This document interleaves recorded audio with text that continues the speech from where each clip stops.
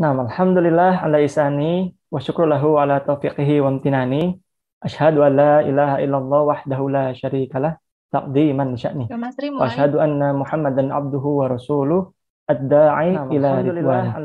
Allahumma shalli ala Muhammad wa ala alihi wa sahbihi wa ikhwan.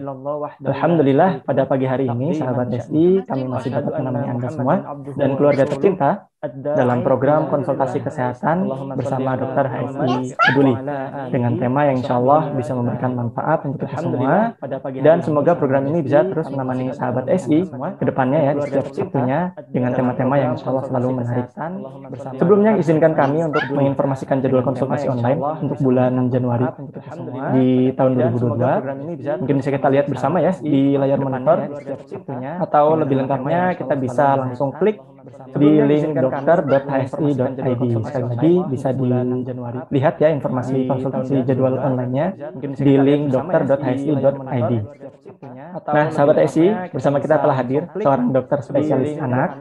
Mungkin langsung saja kita lihat profil beliau pada layar monitor. Beliau bernama Dr. Harnel Katin, spesialis anak. Beliau berusia 64 tahun, domisilinya ada di Tangerang Selatan, dan beliau sudah menikah. Alhamdulillah sudah dikaruniai 3 orang anak, yakni 1 putra dan 2 putri. Barakallahu fiik. Beliau berusia riwayat pendidikan beliau, jadi beliau menempuh pendidikan di jurusan dokter umum, Fakultas Kedokteran Universitas Indonesia tahun 1984. Kemudian melanjutkan studinya di jurusan dokter spesialis Fakultas Kedokteran Universitas Indonesia di tahun 1996. Kemudian mengikuti pendidikan konselor laktasi di Jakarta tahun 2014. Adapun tempat praktek beliau ada 3, yaitu di Rumah Sakit EMC di Tangerang, kemudian di Rumah Sakit Islam Asobirin Tangerang Selatan, kemudian di Rumah Sakit Sari Asih Cipondo. Mungkin langsung saja kita sapa ya. Assalamualaikum warahmatullahi wabarakatuh. Ahlan wa sahlan Dr. Harnel Katin. Gimana kabarnya, Dok? Waalaikumsalam warahmatullahi wabarakatuh. Kabar baik, Mas Ri. Sekarang posisi di Tangerang Selatan berarti ya, Dok? Iya, betul sekali. Assalamualaikum warahmatullahi wabarakatuh. Nah, Dok, izinkan saya untuk mengangkat tema pada pagi hari ini karena tema ini sangat penting sekali ya bagi para ibu-ibu yang menyusui dan semua bayi. Jadi temanya adalah penanggulangan masalah menyusui pada ibu dan bayi. Nah, menyusui memang seharusnya menjadi momen yang berharga dan istimewa bagi karena terdapat banyak sekali manfaat dari menyusui ini. Manfaat tersebut tidak hanya bagi tumbuh kembang bayi, tetapi juga bisa kita rasakan ya bagi ibu yang menyusui itu sendiri. Nah, adapun manfaatnya bagi ibu menyusui mulai dari mencegah infeksi penyakit hingga mengurangi depresi. Sedangkan manfaat bagi bayi ini bisa membuat sistem kekebalan tubuh bayi menjadi lebih kuat gitu ya. Kemudian menjadikan berat badan bayi lebih ideal. Kemudian juga bisa mencegah terjadinya sindrom kematian bayi secara mendadak atau kita kenal dengan istilah SIDS, sistem kekebalan tubuh, karena memang ASI lebih mudah dicerna daripada susu formula. Nah, namun terkadang dari banyaknya manfaat yang kita temukan dari menyusui, ini ada masalah-masalah yang mungkin umum muncul ya saat menyusui, baik pada ibu yang menyusui maupun pada bayinya, sehingga menyulitkan proses menyusui itu sendiri. Nah, masalah apa saja yang terjadi pada ibu dan bayi selama menyusui dan bagaimana cara mengatasinya? Nah, untuk mengetahuinya mungkin kita bisa mendengarkan penjelasan singkat dari Dr. Harnel Katin. Fadol, Dok, mungkin bisa memberikan penjelasannya terkait dengan tema pada pagi hari ini, yaitu penanggulangan masalah menyusui pada ibu dan bayi. Fadol, penjelasan singkat. Terima kasih. Assalamualaikum warahmatullahi wabarakatuh.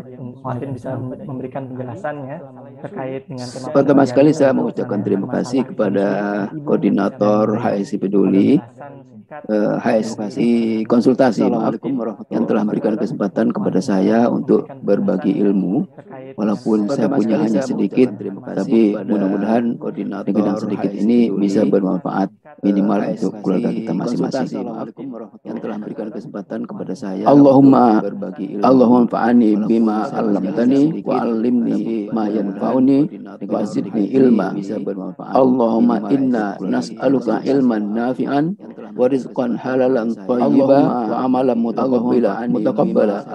Rabbi israh li sadri wa yassir li amri wahlul 'uqdatam min lisani yafqahu qawli.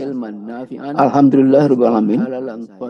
Wassalatu wassalamu ala asrofil anbiya wal mursalin wa ala alihi rasulillahi ajma'in wa bihi nasta'in wa ala umuri dunya waddin.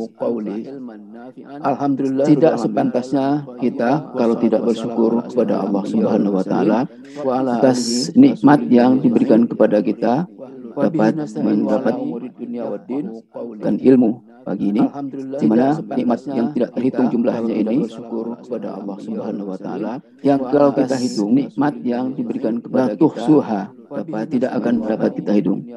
Wa in ta'uddu ni'matallahi la tuhsuha. Di mana nikmat yang tidak terhitung, antara lain nikmat ilmu yang kita dapatkan. Mudah-mudahan kita dapatkan ilmu yang nafi', ilmu yang bermanfaat untuk kita semua, dan kita bisa mengajarkan lagi kepada saudara-saudara kita yang lain seiman. Antara lain nikmat ilmu yang kita dapatkan. Menyusui sebenarnya adalah proses alami yang sudah terjadi secara instan untuk makhluk-makhluk yang menyusui, mamalia dalam istilah biologisnya. Makhluk mamalia ini sudah ditakdirkan untuk menyusui keturunannya dengan cara memberikan makanan melewati kelenjar yang disebut kelenjar mame, atau dalam mamalia ini kelenjar susu. Kelenjar ini akan berfungsi saat dia sudah memberikan makanan, dan ini dipersiapkan sejak dalam kehamilan. Itu dengan perubahan-perubahan terutama pada fisik tubuh wanita yang hamil, kelenjar ini akan membesar, akan mengandung lemak yang lebih banyak, akan mempersiapkan protein, kalori, karbohidrat maupun zat gizi yang diperlukan lain untuk persiapan kepada bayinya. Mengandung lemak yang lebih banyak. Sebenarnya ini masalah yang alami dan tidak perlu dipelajari. Dapat kita lihat pada makhluk mamalia yang lain seperti ternak misalnya, itu bayinya langsung menyusui walaupun sebenarnya dia harus berdiri sejak lahir. Dan tidak perlu dapat kita bayangkan makhluk seperti sapi, kambing atau jerapah lah misalnya yang lain, itu dia harus mencapai ketinggian sekitar 2 meter untuk mencapai puting ibunya. Hanya makhluk yang disebut manusia ini, karena kompleksnya pertumbuhan yang harus dipersiapkan, makhluk ini memerlukan persiapan yang lebih kompleks, lebih rumit, sehingga waktu baru lahir belum bisa untuk mencari apa yang dibutuhkan. Untuk itulah peranan dari ibunya memberikan makhluk ini kesempatan, memberikan fasilitas yang terbaik untuk mendapatkan bayi-bayi yang dapat menyusui dengan baik sehingga terpenuhi kebutuhannya. Untuk itulah peranan dari bayi-bayi yang baru lahir ini tidak mengetahui sama sekali apa tugas memberikan fasilitas dia, apa fungsi dia, apa yang harus dia kerjakan, apa yang ada di sekitarnya. Mereka tidak tahu sama sekali. Makanya fungsi ibulah di sini 100% menentukan keberhasilan menyusui atau tidak. Untuk itulah diperlukan ilmu yang menjelaskan bagaimana proses mempersiapkan ibu yang hamil, kemudian melahirkan, kemudian belajar untuk menyusui. Sebenarnya masalahnya tidak terlalu susah, asal mengerti proses menyusui itu seperti apa. Kebanyakan ibu-ibu kita itu menyusui dengan posisi yang tidak betul, atau ada anggapan bahwa susu formula itu adalah sama dengan ASI. Itu berbeda sama sekali, jauh antara langit dan bumi bedanya. Kalau kita hanya berharap dari susu formula, itu kita menyia-nyiakan karunia Allah yang sudah sedemikian berharganya. Itu berbeda sama sekali. Penting fungsinya untuk pertumbuhan fisik manusia tidak kita manfaatkan. Dan ini sudah terjadi sejak sekitar awal tahun 80-an. Jadi generasi-generasi yang lahirkan tahun 80-an itu boleh dikatakan mayoritas mendapatkan susu formula. Akibatnya sekarang akan ditemukan penyakit-penyakit yang sudah terjadi berhubungan dengan alergi misalnya, obesitas misalnya, atau perubahan-perubahan dari fungsi metabolik metabolik yang lain. Untuk itulah sejak tahun 2009 pemerintah kita sudah menyadari bahwa sudah terjadi kesalahan yang cukup perubahan lama sehingga fungsi metabolik yang lain. Untuk itulah sejak tahun 2009 pemerintah kita sudah menyadari bahwa sudah terjadi kesalahan yang cukup perubahan lama sehingga fungsi metabolik yang lain dan dengan susu formula sama sekali tidak gantikan dengan susu formula. Jauh sekali keuntungannya kalau kita memberikan ASI dibandingkan dengan susu formula. Untuk itu sejak tahun 2009 itu dikeluarkan peraturan bahwa fasilitas kesehatan dilarang jauh sekali keuntungannya kalau kita menyediakan susu formula di tempat-tempat pelayanan bayi ibu melahirkan. Untuk itu biasanya sekitar tahun-tahun yang saya sebutkan tadi itu semua fasilitas kesehatan disediakan susu formula yang disponsori oleh pabrik susu. Akibatnya apa? Semua ibu-ibu yang baru melahirkan itu akan membawa satu kaleng ke rumahnya setelah bayinya melahirkan di fasilitas itu. Semua fasilitas kesehatan untuk sponsor ini dia hanya mengorbankan satu kaleng untuk satu orang bayi. Akan tetapi dia akan berurutan selama 2 tahun kemudian akan mendapatkan keuntungan yang berlipat ganda dari korban satu kaleng itu tadi. Untuk itulah sekarang pemerintah melarang untuk memberikan bonus apalah namanya ya. Setiap ibu yang melahirkan itu diberikan susu sehingga korban satu kaleng itu tadi akan terpengaruh. Memang tugas dari petugas kesehatan seperti kami ini cukup berat karena sudah terlanjur pengertian dari keluarga-keluarga kita bahwa susu formula itu sama dengan ASI yang harus kita dapatkan. Nabi Muhammad SAW sendiri mencontohkan bahwa beliau tidak diberikan susu sapi, tidak diberikan susu onta ataupun susu kambing waktu beliau lahir. Beliau diberikan susu donor. Ya, memang di kaidahnya kalau kita tidak mendapatkan susu ASI yang betul-betul dari ibunya, kita harus memberikan susu donor. Susu donor itu bisa dari orang yang kita kenal ataupun yang tidak kita kenal. Tapi sedapat mungkin harus yang kita kenal, karena itu kan mempengaruhi tingkah laku, kepribadian dari bayi yang akan mendapatkan susu dari donornya itu. Sehingga semuanya harus diteliti betul apakah pantas untuk didapatkan kepada bayi yang akan mendapatkan susu donor. Karena itu kan mempengaruhi tingkah laku. Barangkali sebagai pengantar, itu aja Mas Tri, barangkali ada pertanyaan-pertanyaan yang harus saya jelaskan karena hanya diberikan kesempatan 5 menit kalau nggak salah ya. Maaf ini agak terlambat. Barangkali sebagai pengantar. Terima kasih. Assalamualaikum warahmatullahi wabarakatuh. Pertanyaan yang harus saya baik, kita langsung masuk ke sesi pertanyaan tanya jawab mungkin ya. Silakan bagi sahabat IC yang ingin bertanya bisa langsung bertanya dengan raise hand atau bisa melalui chat di kolom komentar dengan format sebagai berikut ya, menyebutkan NIP terlebih dahulu bagi peserta IC, kemudian lanjutkan dengan nama, kemudian usia, kemudian domisili, kemudian bisa langsung ke pertanyaannya, dan diharapkan pertanyaannya disesuaikan dengan tema pada pagi hari ini. Terlebih dahulu bagi kita masuk ke pertanyaan mungkin ya, kemudian usia, kemudian domisili, kemudian bisa langsung ke ada resen ya dari Bu Latifah, disesuaikan dengan tema pada pagi hari ini. Bu Latifah, kita masuk ke pertanyaan. Assalamualaikum warahmatullahi wabarakatuh, Mas Tri dan Dr. Marnel ya, Harnel, maaf. Ya, maaf Dr. Harnel. Oke, Dr. Harnel, saya umur 61 tahun. Untuk pertama kali ada Dr. HSI yang lebih senior dari saya. Itu saya domisili di Bali, Dr. Harnel. Jadinya pertanyaan ya, formula saya sudah lupakan karena tadi pertanyaan saya akan dokter ke formula. Sekarang kan kita tahu juga banyak masalah menyusui yang tidak hanya formula. Misalnya seperti mastitis, jamur pada payudara ibu hamil, terus jamur, terus di samping itu juga ibu-ibu yang masih menyusui padahal dia itu sudah hamil dan hamil besar. Terus mungkin yang terakhir saya mau tanya kolostrum itu sampai berapa hari yang dikatakan kolostrum? Alhamdulillah dulu saya juga kerja di kesehatan ibu dan anak, Dok. Jadinya artinya saya juga struggle di Lombok dengan bagaimana memberikan kolostrum kepada bayi yang baru lahir. lahir. Karena zaman itu pastinya kita perang juga sama pabrik formula kan dok.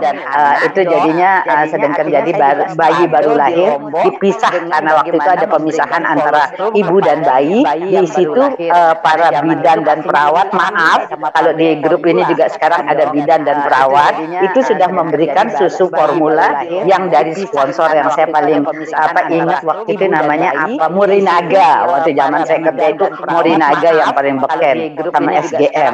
Itu saja mungkin untuk sementara Dokter Hanel yang dari sponsor yang saya paling Sukron, silahkan.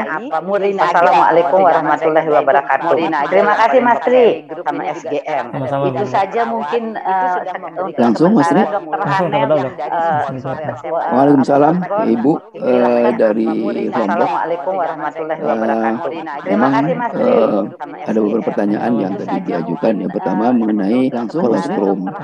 Kolostrum itu sebenarnya terkandung dari isinya, jadi bukan dari harinya, Ibu. Biasanya antara 3 hari sampai 1 minggu itu akan terjadi kolostrum.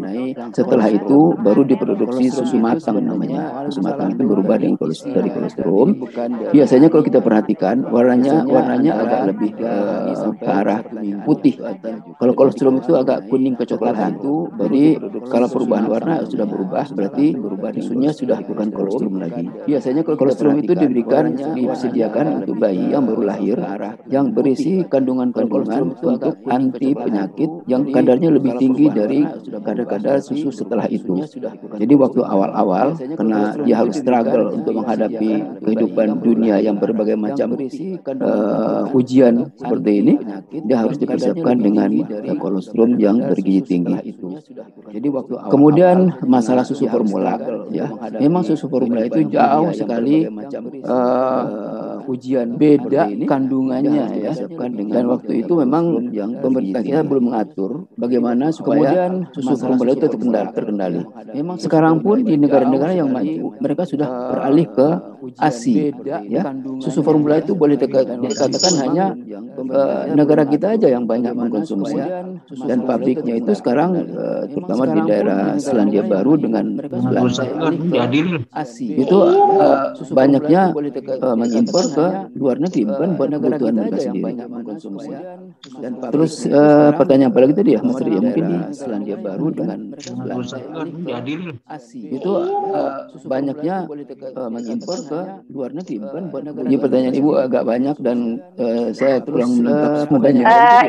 Ini dok, jadi pertanyaan saya juga tentang mastitis, yaitu radang kelenjar susu dan jamur pada payudara. Itu jadi yang sudah terjawab itu adalah kolostrum. Itu yang dua itu mastitis dan jamur. Karena sering sekali juga ibu-ibu hamil itu ada terjadi mastitis dan jamur pada payudaranya. Demikian dok. Yang sudah terjawab itu adalah kolostrum. Ibu itu yang bisa lihat ini gambar mastitis dan jamur. Bisa, karena sering sekali juga payudara, ya. Hamil itu mastitis itu adalah radang di dan jamur payudara pada payudaranya. Demikian dok. Penyebabnya bisa macam-macam. Bisa karena infeksi kuman atau jamur. Ini ada bagian putih darah, ya. Ini sangat sensitif karena mengandung saraf-saraf perasa yang sangat banyak di sini. Sehingga waktu bayi menyusu, bagian inilah yang akan merangsang produksi ASI lebih banyak. Kemudian ada yang kecoklatan sekitar putih, itu namanya areola. Areola ini di bawahnya mengandung saluran-saluran ASI yang diproduksi dari kelenjar payudara. Kelenjar payudara ini pada satu payudara itu terdiri dari lobus-lobus istilahnya. Istilah lobus itu satu kelompok-kelompok pabrik susu yang mengelompok jadi satu kelompok disebut dengan lobus. Masing-masing payudara ini mengandung antara 7 sampai 20 lobus satu payudara. Dan tidak ada masalah besar atau kecil payudara untuk menentukan berhasil apa enggaknya menyusui. Karena besar apa kecilnya itu tergantung dari banyaknya kelendar lemak yang terkandung di dalam payudara. Jadi tidak ada hubungannya dengan besar atau kecil payudara untuk menentukan pabrik ASI.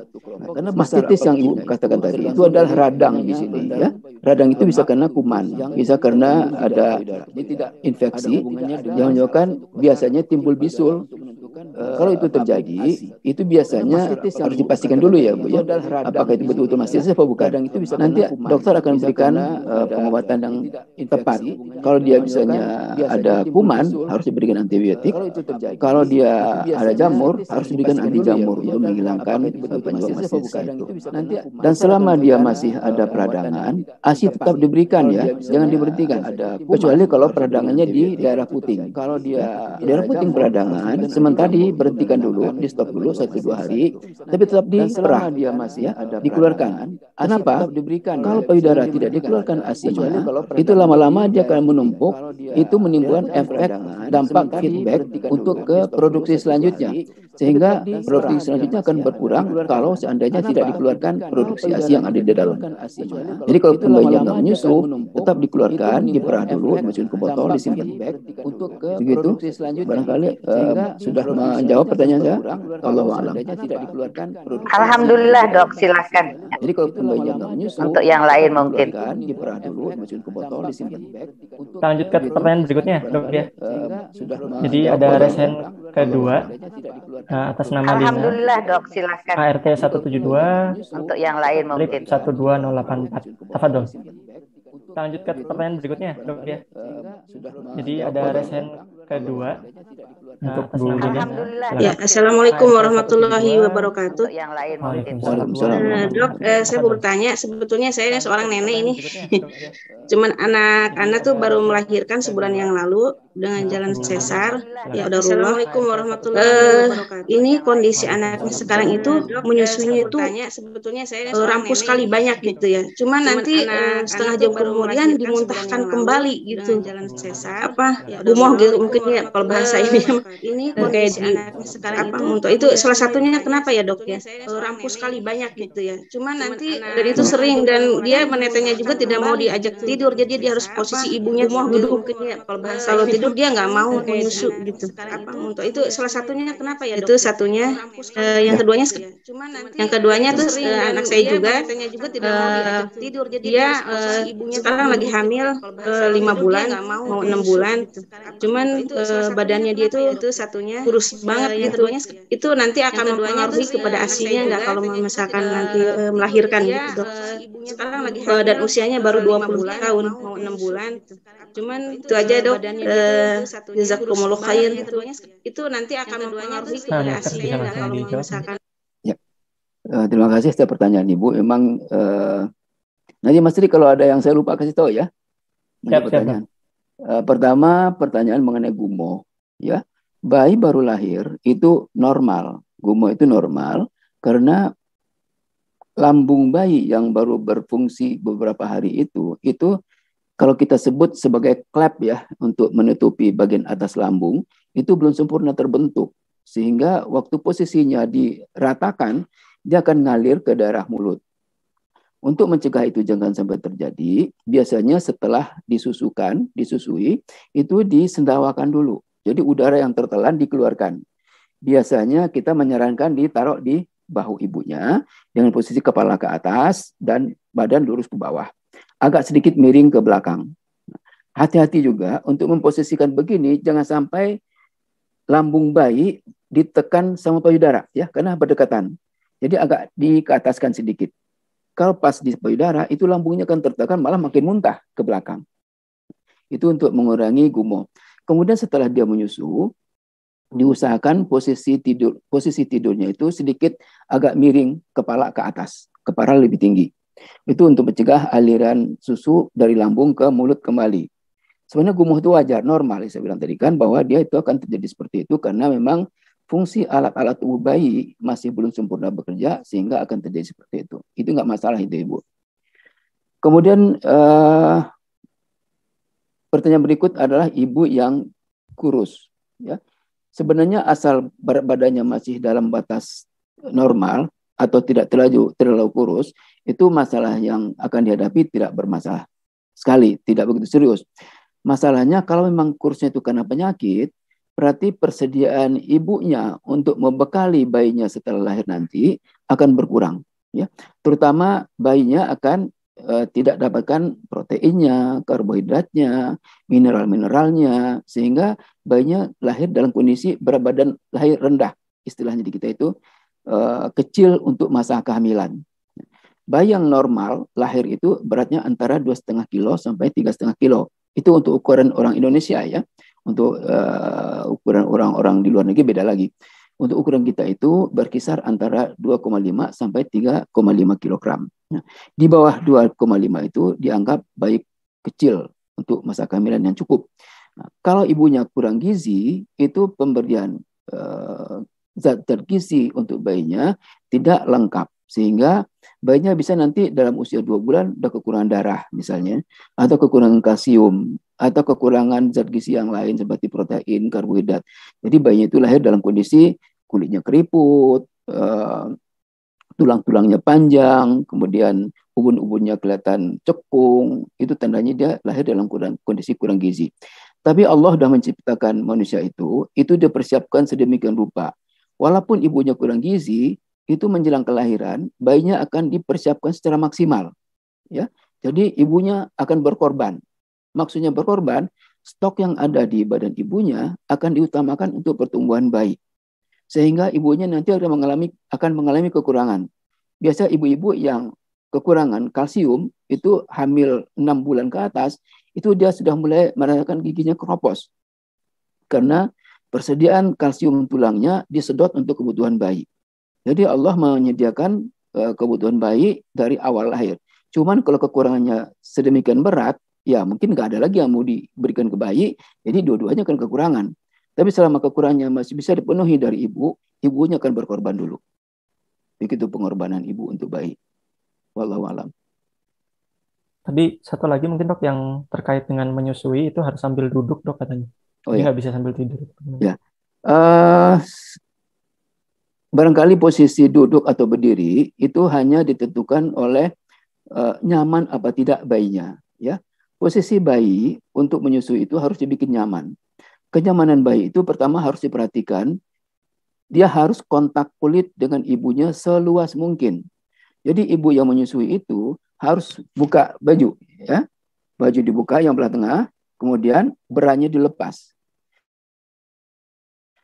Dan bayinya harus juga tanpa bedongan, tanpa sarung tangan, tanpa baju, ya, karena dia akan lebih nyaman, dia bersentuhan kulit dengan ibunya. Semakin luas dia bersentuhan kulit, semakin nyaman buat bayinya. Bahkan nanti setelah dia bersentuhan kulit dengan ibunya, tangan ibunya yang nganggur satu lagi diusap-usapkan di belakang bayinya, di punggung atau di kepala, itu dalam rangka untuk memperluas persentuhan kulit ibu dengan bayi.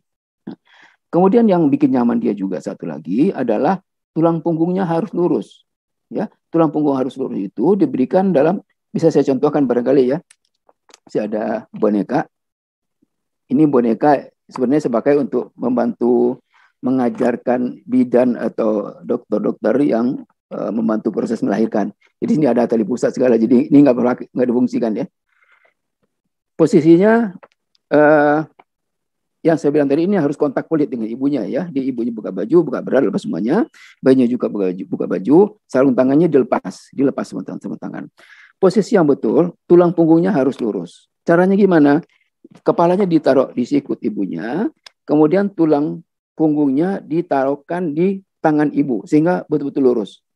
Biasanya ukuran ini sudah mencapai normal, mencapai pas antara tulang lengan ibu dengan panjang bayi.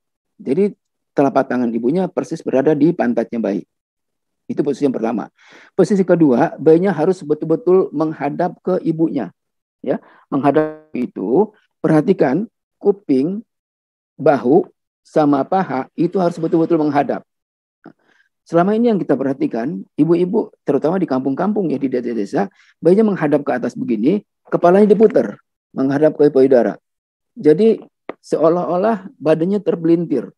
Itu nggak nyaman buat dia. Ya, dia akan menimbulkan posisi yang tidak mengenakan waktu dia menyusu. Dapat kita bayangkan kalau kita minum, kalau dia posisi begini, itu seperti kita seolah-olah minum dari samping. Tidak nyaman sama sekali kan? Tapi kalau dia dari depan, dengan posisi seperti ini, dia akan nyaman. Jadi yang perlu diperhatikan itu adalah posisi menyusui sudah betul apa belum. tidak masalah apakah berdiri atau duduk. Tapi yang paling enak, paling nyaman itu adalah posisi duduk. Dia dengan posisi duduk seperti ini, dia akan nyaman. Nah, kemudian diperhatikan, yang masuk ke mulut bayi bukan hanya puting. Diusahakan jangan hanya puting ya. Diusahakan yang saya tunjukkan tadi, yang kecoklatan sekitar puting, itu yang disebut dengan areola, itu harus masuk ke mulut bayi. Patokannya masuk, kita perhatikan saja, bibir atas, bibir bawah harus melipat ke atas ke bawah. Jadi sebenarnya puting itu hanya sebagai patokan. Yang masuk ke mulut bayi bukan hanya puting, tapi yang kecoklatan sekitar puting itu harus masuk. Pada prinsipnya, yang dihisap sama bayi bukan puting, tapi payudara ibunya.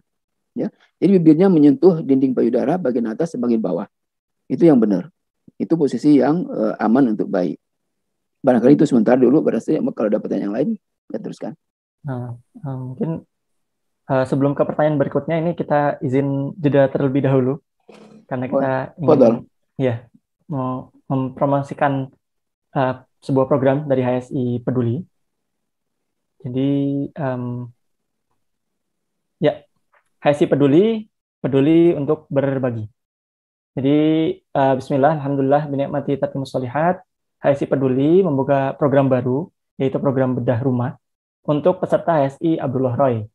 Dan ini diperuntukkan bagi peserta aktif HSI Abdullah Roy yang memiliki rumah tidak layak huni untuk dibedah dan direhabilitasi, agar menjadi rumah yang lebih layak untuk dihuni.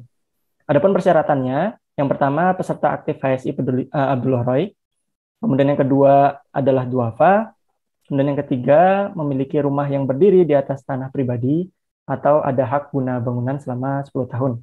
Adapun pendaftarannya dibuka sejak tanggal 16 Januari 2022 ya, hari Minggu kemarin, dan akan ditutup pada tanggal 22 Januari 2022, ya, jadi hari ini, pada jam 9 malam nanti.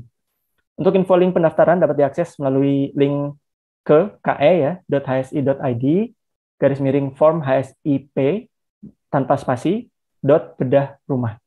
Sekali lagi bisa diakses di link ke ke.hsi.id /form HSIP tanpa spasi .bedah rumah tanpa spasi. Mari sahabat HSI kita dukung terus ya program-program berbagi kebaikan HSIP dengan menyalurkan infak maupun zakat untuk saudara kita di berbagai pelosok Nusantara Indonesia. Adapun untuk penyaluran donasi infak bisa melalui rekening Bank Syariah Indonesia atau XBSM di nomor rekening 7109913 407 atas nama HSI Abdullah Roy Peduli. Dan untuk penyaluran zakat bisa melalui rekening Bank Syariah Indonesia XBSM di nomor rekening 7116874 231 atas nama HSI Abdullah Roy Zakat. Untuk pengiriman atau penyaluran donasi dan zakat ini bisa dikonfirmasi ya melalui nomor telepon 0821 121 1247. Dan untuk info dan pertanyaan bisa lewat nomor telepon 0813 1019 6300. Nah, demikian tadi ya sekilas info. Kita jeda sedikit. Jadi info tentang program HSI Peduli. Dan selanjutnya kita bisa masuk ke sesi pertanyaan kedua untuk tanya jawab. Silakan bagi yang ingin bertanya, bagi sahabat HSI bisa langsung raise hand atau bisa melalui kolom chat dan pertanyaannya disesuaikan dengan tema. Dan tentunya jangan lupa untuk formatnya bisa menyebutkan NIP terlebih dahulu ya bagi peserta HSI, kemudian menyebutkan nama, usia, domisili, kemudian dilanjutkan dengan pertanyaan. Nah, karena tadi kita sudah mengambil 2 pertanyaan dari raise hand ya, kita berikan kesempatan terlebih dahulu pertanyaan dari kolom komentar. Jadi di urutan pertama, jadi ada nomor NIP ART 162-01006, nama Aisyah Ummu Khuraya, usia 34 tahun, domisili Malang, Jawa Timur. Pertanyaannya, Bismillah, semoga dokter selalu dirahmati Allah. Amin. Dokter, saya ingin bertanya, putra sulung saya sekarang berumur 2 tahun 2 bulan. Belum saya sapih karena kakak-kakaknya tidak ada yang sapih dan berhenti dengan sendirinya di umur 3 tahun atau 3 tahun lebih. Akan tetapi dari posyandu, saya diminta untuk segera menyapih dengan alasan tidak bagus untuk si anak. Kakak-kakaknya tidak saya sapih karena saya pernah lihat acara di TV Dokter tersebut bilang semakin lama anak menyusui semakin bagus, semisal 2 tahun lebih, karena bisa mempengaruhi kecerdasan si anak. Apakah ini benar, dokter? Tafadhol. Terima kasih Ibu atas pertanyaannya. Memang ada dilema ya, karena memang ASI itu dibutuhkan untuk bayi. Masalahnya bayi kita itu harus ada kesempatan untuk berlatih melepaskan diri dari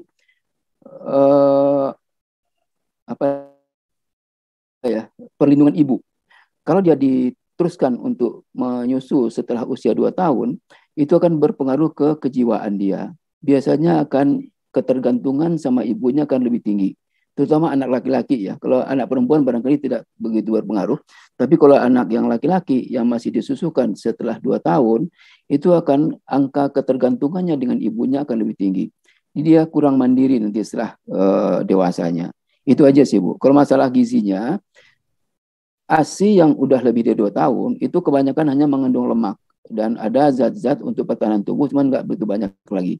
Jadi kalau boleh dikatakan setelah 2 tahun itu, sebenarnya sudah nggak dibutuhkan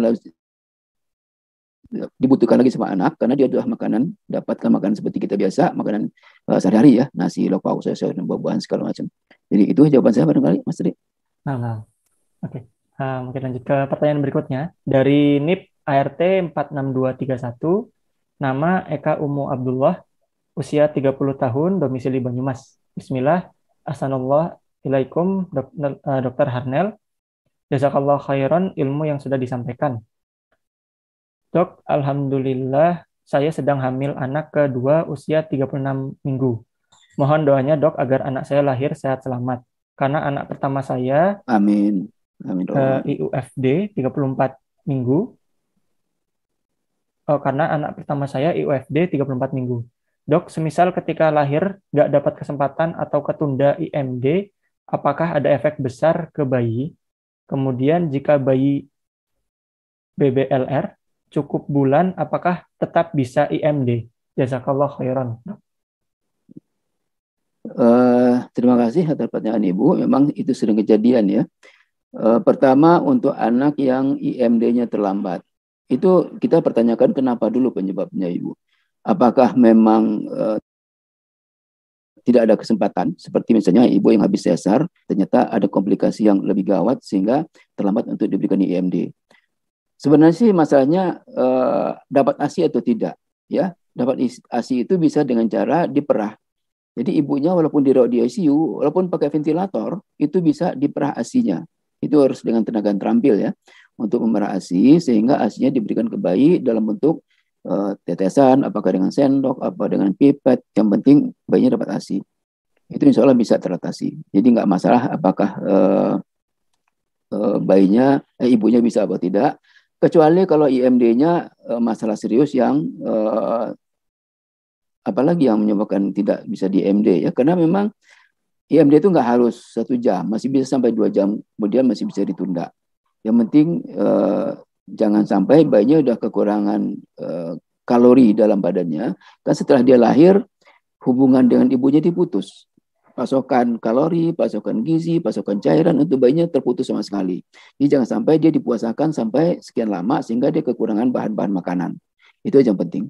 Tapi untuk melatih dia untuk menyusu IMD, barangkali telat 1-2 jam sih nggak gitu berpengaruh. Kemudian apakah bayi yang BBLR cukup bulan?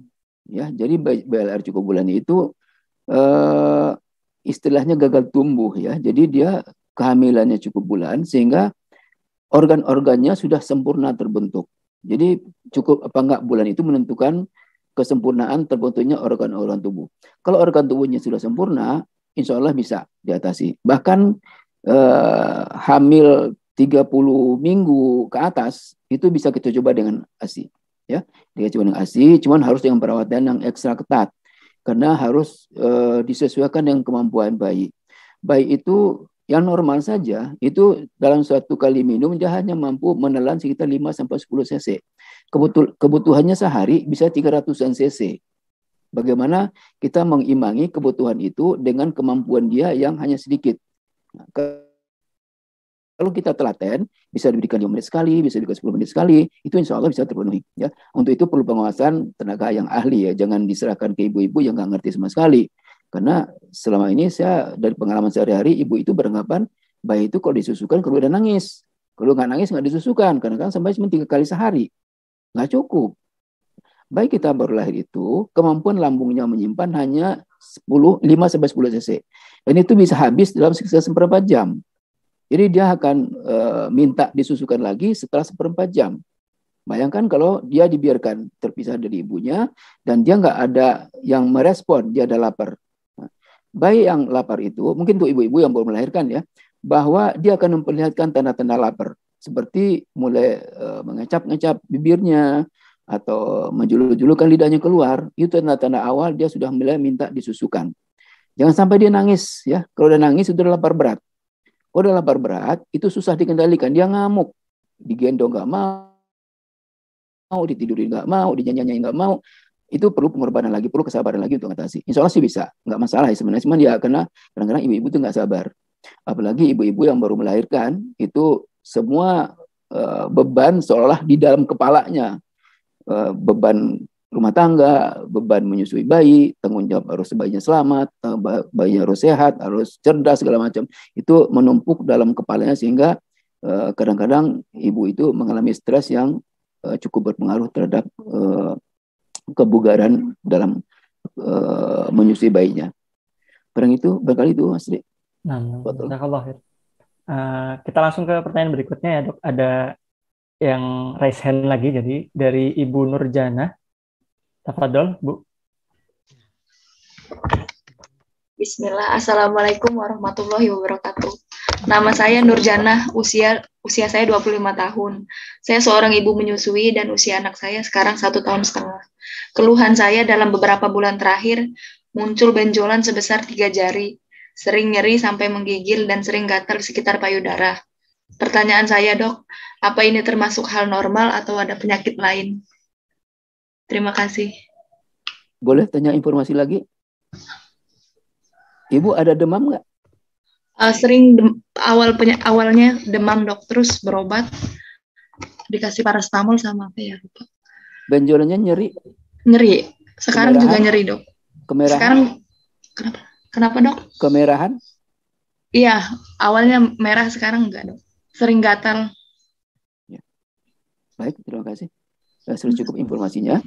Jadi payudara itu memang fungsinya besar sekali. Dia pabrik susu yang mengalami kontak dengan bibir bayi yang kadang-kadang bikin lecet, bikin luka-luka kecil.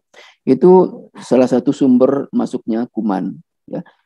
Pembengkakan yang ibu alami itu saya curiga ke abses itu ibu ya, karena dia ada demam, ada nyeri, ada bengkak merahan. Kemungkinan besar itu abses. Abses itu adalah pernanahan yang diakibatkan oleh infeksi bakteri. Ya. Untuk kepastiannya, saya sarankan ibu konsultasi dengan dokter. Biasanya itu ke dokter bedah ya, untuk memastikan itu abses atau bukan. Kalau absesnya belum terlalu besar, biasanya dikasih antibiotik untuk menghilangkan kuman, dia akan hilang dengan sendirinya. Tapi kalau absesnya sudah besar, karena dia mengandung nanah yang susah untuk dicapai oleh antibiotik, biasanya nanah dikeluarkan dalam bentuk operasi kecil. Dikeluarkan nanahnya, dialihkan keluar, dan dikasih antibiotik untuk menghilangkan kumannya, insya Allah akan sembuh dengan sendirinya. Jadi saran saya sebaiknya ibu konsultasi dengan dokter yang terdekat ya, karena itu sudah menunjukkan ketidaknormalan. Sekian, Allahu a'lam.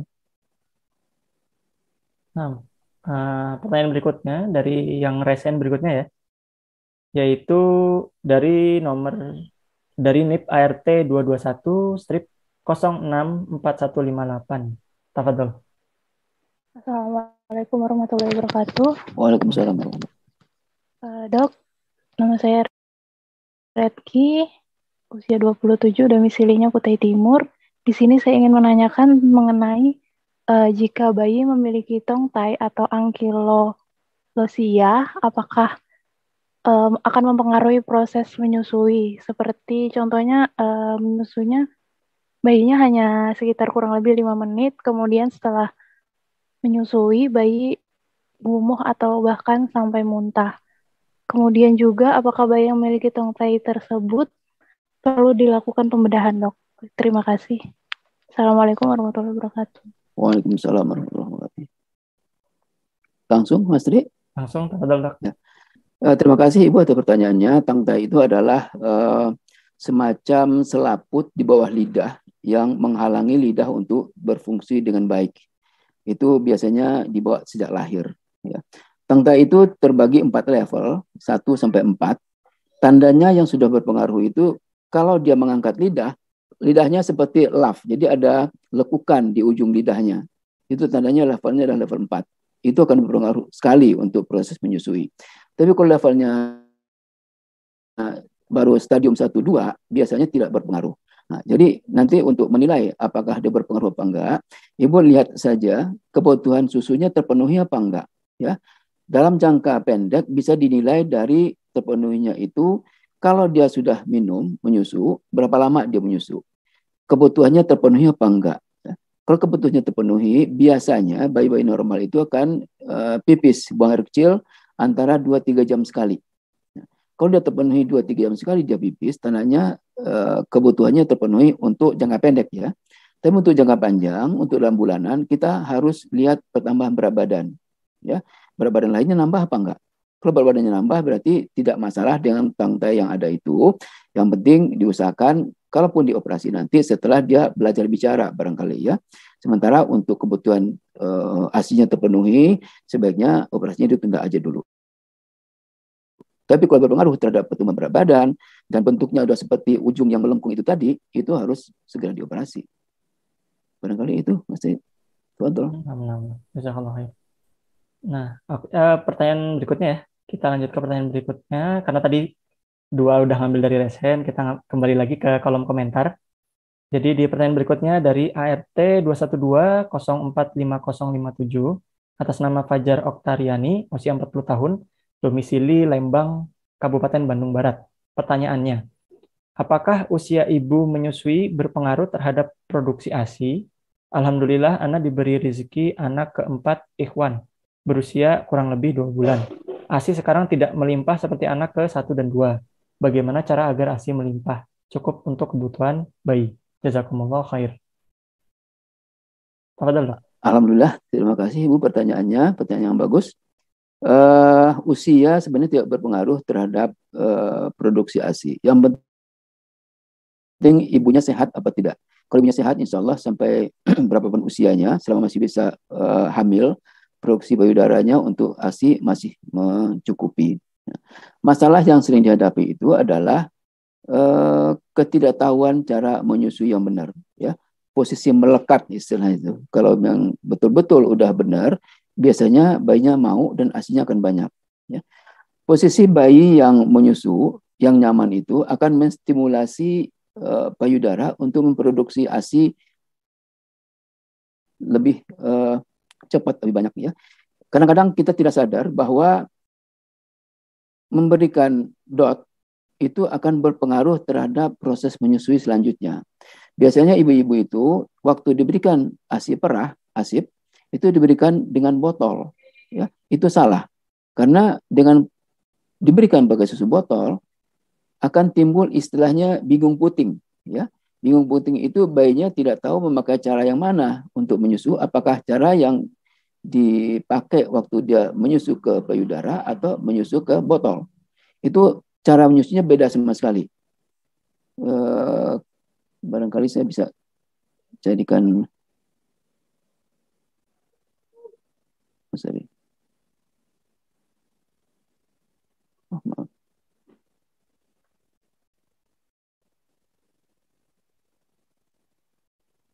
Ya, nggak bisa diambil gambarnya. Jadi baik itu yang merangsang produksi ASI adalah stimulasi dari isapan bayi. Kalau isapannya betul, posisinya betul, bayi nyaman, insya Allah ASI-nya akan banyak. Tapi kalau posisinya tidak nyaman, bayinya tidak maksimal dalam menstimulasi payudara, rangsangan untuk produksi ASI-nya akan berkurang.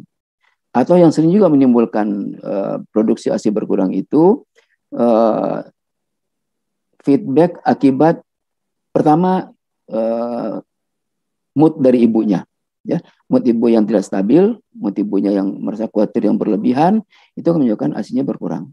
Kemudian rasa nyeri akibat mungkin ada bagian yang lecet, ada bagian-bagian yang seperti ibu tadi ada abses barangkali, atau posisi menyusui yang tidak benar, yang saya biasa ajarkan itu, untuk menyusui itu ibu harus tempat yang nyaman, kursi yang ada senderannya, kemudian ada tempat ngangkat kaki supaya nanti posisi dengkul itu lebih tinggi sehingga ibu merasa lebih nyaman menyusu, bisa sampai sejam, ya paling kurang setengah jam itu bisa. Tapi kalau udah posisi duduk di tempat tidur yang tidak ada senderannya, kondisi ibu yang menahan punggung, menahan kaki, itu akan menyebabkan pegel, lelah. Itu akan mengurangi produksi ASI. Ya. Jadi produksi ASI itu akan banyak asal nyaman. Nyaman buat ibu maupun nyaman buat bayinya. Gitu barangkali, Mas Rik. Lanjut ke pertanyaan berikutnya ya. Kita ambil satu lagi dari kolom dari komentar. NIP HSI ART 211 strip 356056. Nama Umu Abdullah, umur 29 tahun, domisilinya di Lampung. Pertanyaannya, bagaimana jika bayi terkena jamur kandida di mulutnya, Dok? Sudah hampir 1,5 bulan belum sembuh.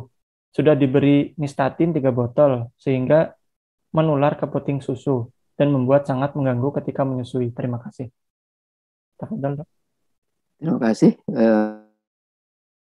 Emang praktis sekali ini pertanyaan ibu, emang sering terjadi seperti itu. Memang sudah tepat ya, anti jamurnya sudah tepat, cuman barangkali pemberiannya yang masih kurang sesuai dengan aturan yang sebenarnya. Kemudian juga bisa terjadi pingpong fenomen namanya. Jadi istilahnya itu saling lempar sana sini. Jadi dari bayi ke puting, dari puting ke bayi. Untuk mengatasi itu semuanya harus diobati. Putingnya diobati juga, bayinya muridnya diobati juga. Yang sering dilupakan oleh petugas-petugas, terutama kalangan teman-teman sejawat saya, untuk memberikan obat-obat jamur seperti Nystatin itu diharuskan dia bertahan di mulut minimal 1/4 jam. Biasanya orang memberikan obat, teteskan obat, langsung minum, ya, untuk menelan obat itu. Sebenarnya obat yang diberikan itu obat bekerja lokal, bukan bekerja sistemik yang melalui usus. Dia bekerja lokal di tempat yang kontak dengan jamurnya. Sehingga kalau perlu dioleskan di semua tempat-tempat yang ada jamurnya yang putih-putih seperti kepingan-kepingan susu itu ya, jamur itu seperti itu bentuknya. Nanti dioleskan di susu semua, ditetes di mulut, jangan dibiarkan dia minum. Ya, dibiarkan dulu sekitar minimal 1/4 jam, insya Allah akan berhasil. Nah, satu lagi untuk mengatasi pingpong fenomen itu tadi, ya, jadi ibunya sembuh, bayinya jamur lagi. Nanti bayinya sembuh, ibunya ada jamur lagi. Jadi dia bolak-balik antara puting dengan mulut bayi. Nah, itu harus diobatin bareng. Ibunya diobatin bersamaan, bayinya juga diobatin bersamaan. Insya Allah akan hilang jamurnya, insya Allah. Wallahu a'lam. Nah. Baik, masuk ke pertanyaan berikutnya. Kita ambil lagi dari Resen ya. Ada dari Salsa Farina Imana. Tafadhol, Mbak. Assalamualaikum warahmatullahi wabarakatuh. Waalaikumsalam. Afwan, izin bertanya. Nama saya Salsa Farina Imana dengan NIP ART 212044081, umur 21 tahun, jenis kelamin perempuan, domisili di Bekasi. Izin bertanya, dokter, mengenai masalah timbulnya rasa sakit atau lecet saat menyusui. Nah, kalau dari ibu saya itu menyarankan agar rutin mengoleskan minyak kelapa pada areola atau rutin membersihkan puting dan areola dengan kain yang sudah dicelupkan air hangat. Itu mitos atau fakta, dokter, bahwa itu bisa merupakan persiapan sebelum menyusui dalam hal mencegah timbulnya rasa sakit atau lecet? Jazakallah khairan, dokter.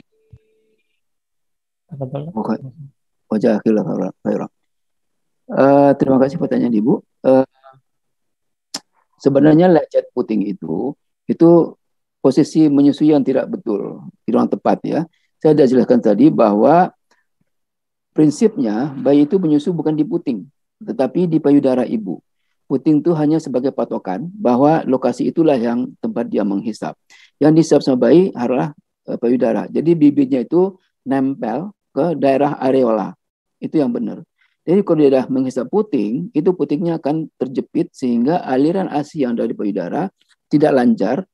Dengan adanya ketidaklancaran itu, bibir bayi akan makin kuat menghisap dan menekan puting. Akibatnya itulah terjadi lecet atau perlukaan di sekitar pangkal puting. Nah, itu harus diperbaiki dengan cara yang benar. Yang saya jelaskan tadi bahwa bibir bayi harus nempel ya di areola atas maupun bawah. Tandanya nempel, nanti dagu bayi nempel di bagian bawah payudara. Ya, dagunya nempel, bibirnya ngelipat keluar, bahasa Betawinya doer ya. Ini nempel ngelipat keluar. Bibir atas itu di atas puting di sekitar areola dan dia juga ngelebar keluar, doer keluar juga. Itu yang benar. Kalau dia menghisap di puting, nanti puting ini akan kejepit kan? Kalau dia kejepit, dia akan berusaha untuk mengeluarkan ASI lebih banyak dengan cara makin kuat menghisapnya. Nah, itu posisi yang perlu untuk menghindarkan lecet di puting. Posisi usaha selanjutnya adalah diolesi dengan ASI. Jadi setelah dan sebelum menyusu, ini diperah dikit, dioleskan di puting. Itu setelah menyusu selesai. Nanti sebelum dimulai lagi, dioleskan lagi di sekitar puting ini dengan perahan ASI dulu, diperah, kemudian dioleskan di sekitar puting. Itu untuk mencegah puting lecet.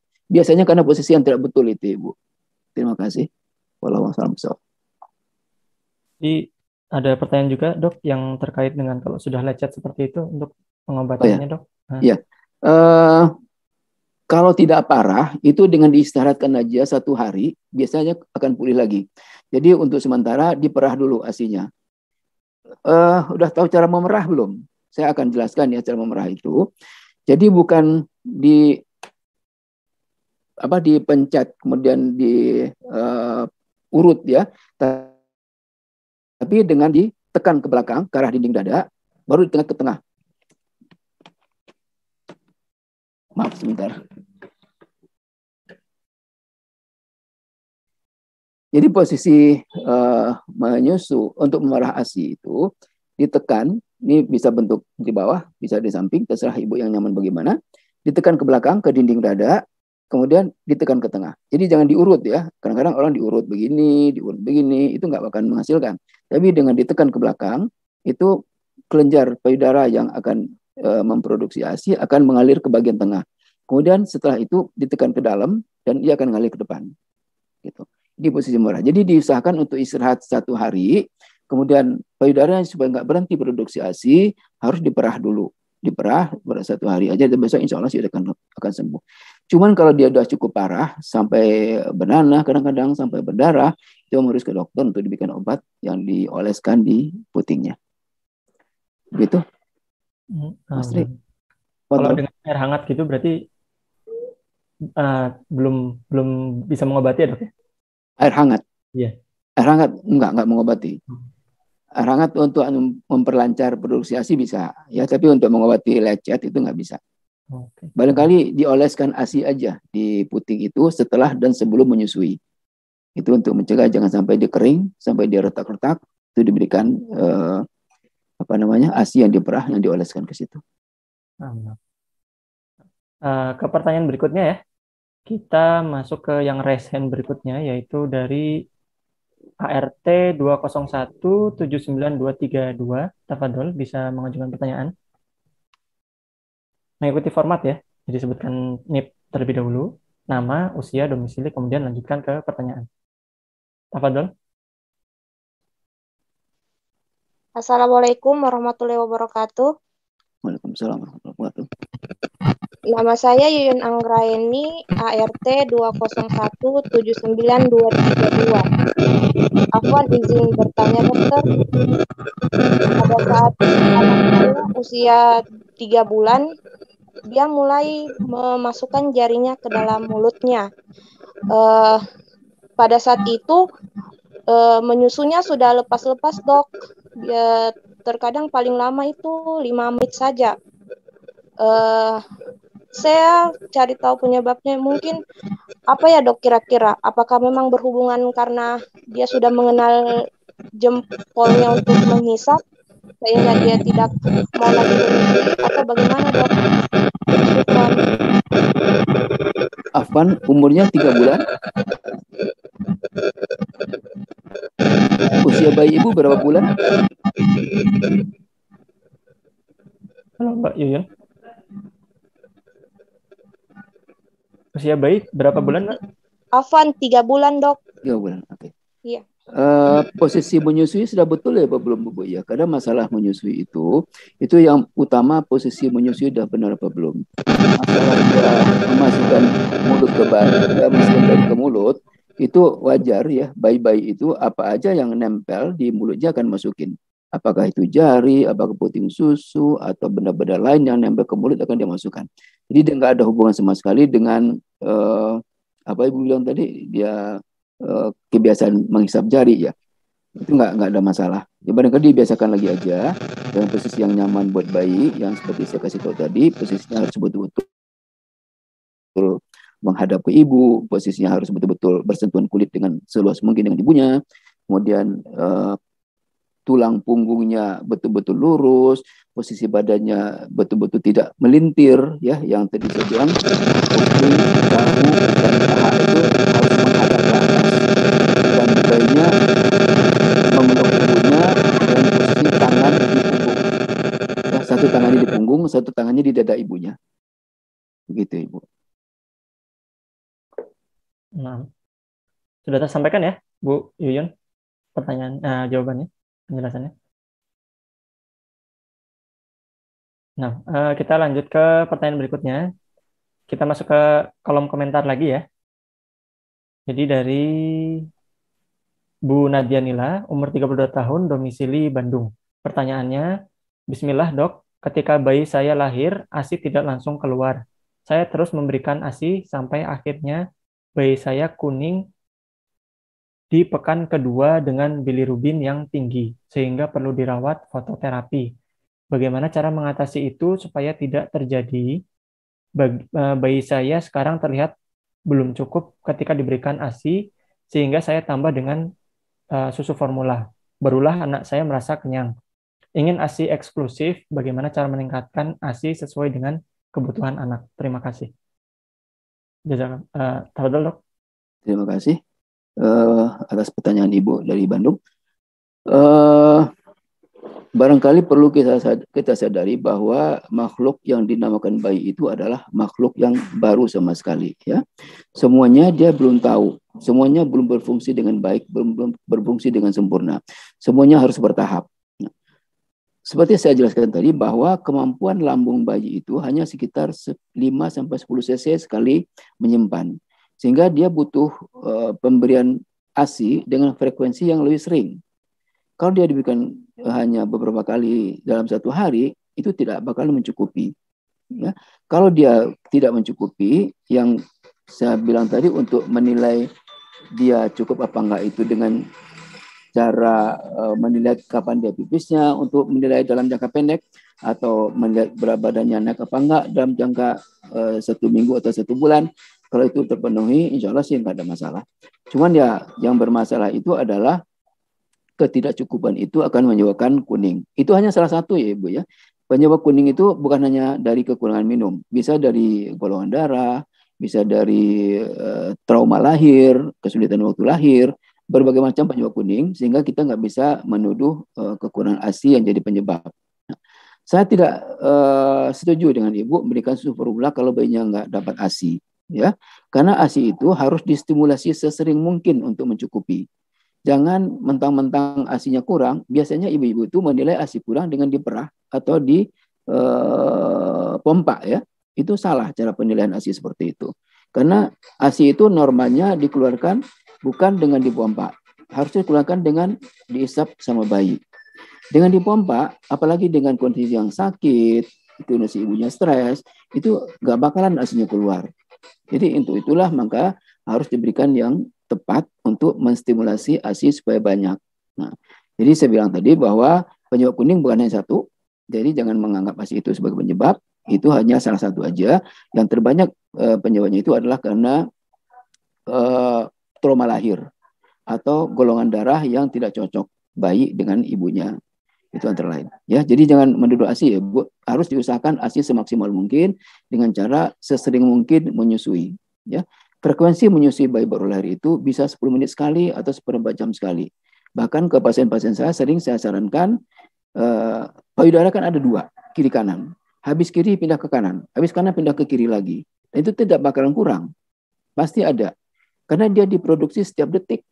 Ya, ASI itu dibikinnya setiap detik. Jadi jangan beranggapan ASI itu seperti kita minum air botol kosong habis udah nggak ada lagi. Bukan seperti itu.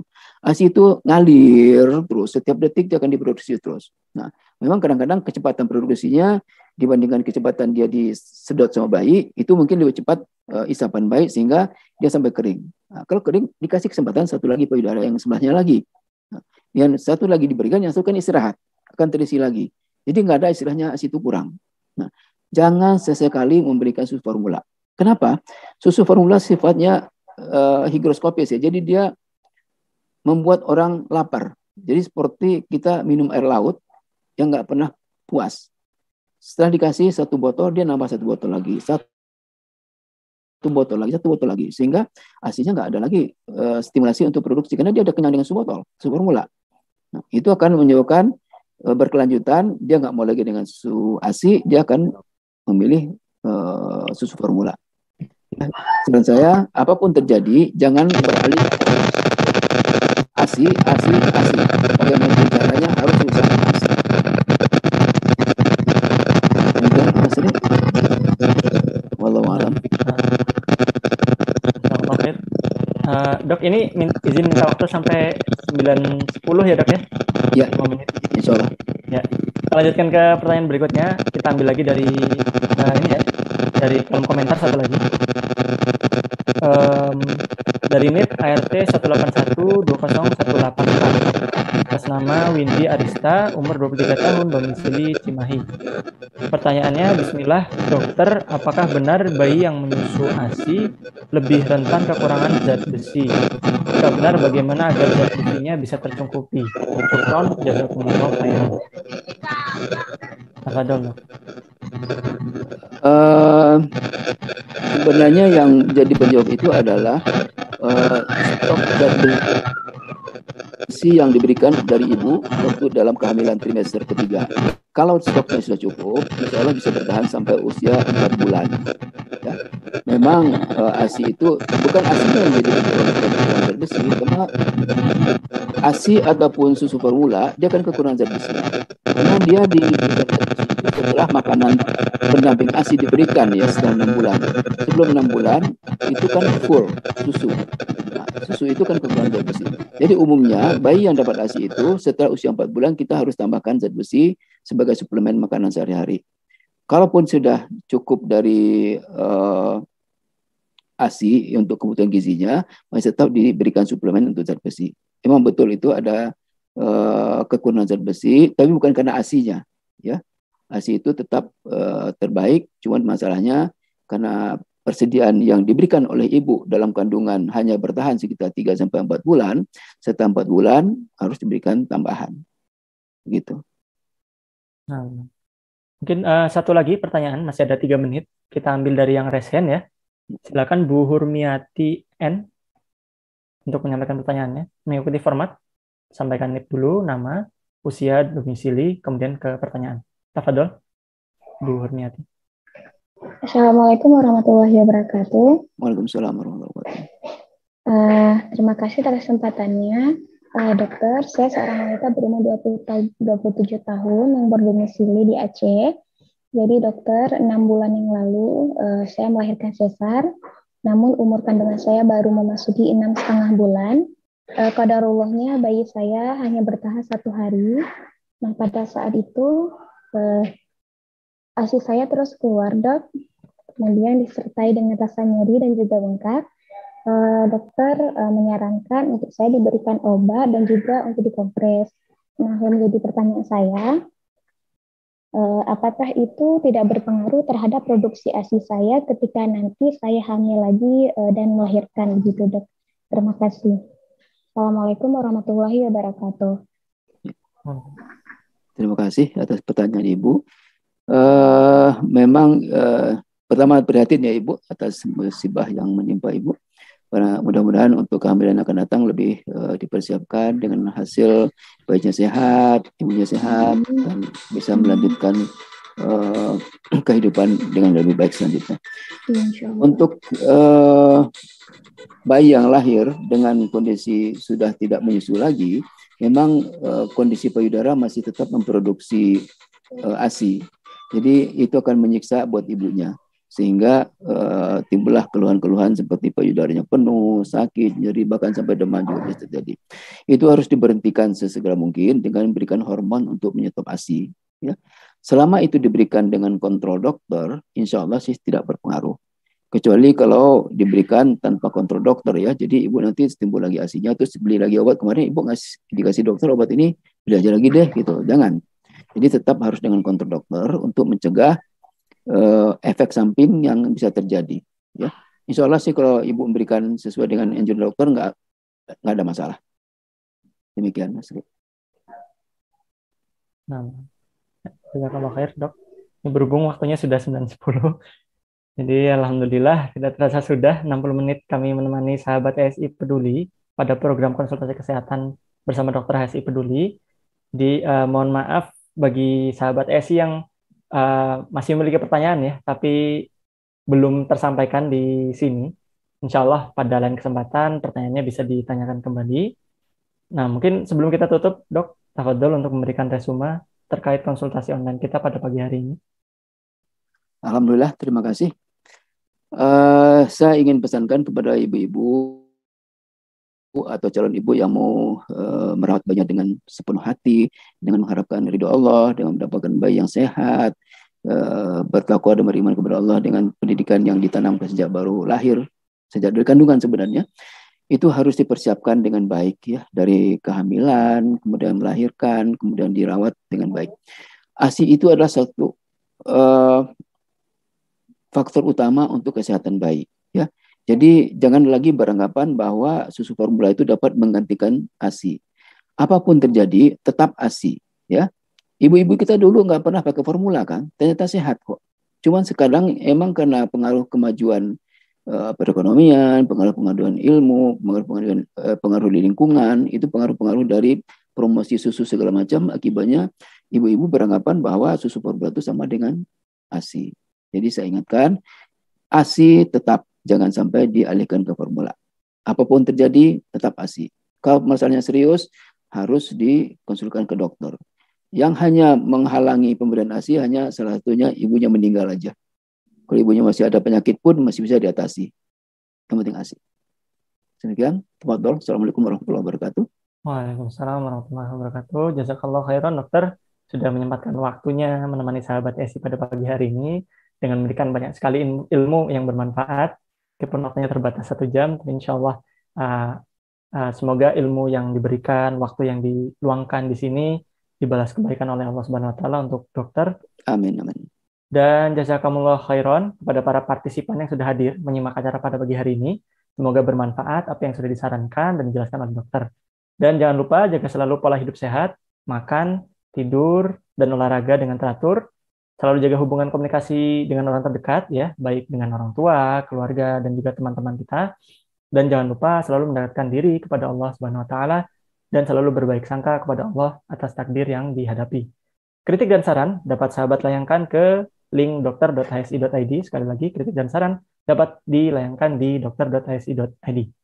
Baik para sahabat, insya Allah kita akan bertemu kembali di hari Sabtu pekan depan dengan program yang sama, konsultasi kesehatan bersama tim Dokter HSI Peduli, dan semoga Allah tetap menguatkan kita berjalan di atas manhaj yang lurus serta menjadikan semua usaha kita berbuah pahala dan ampunan darinya.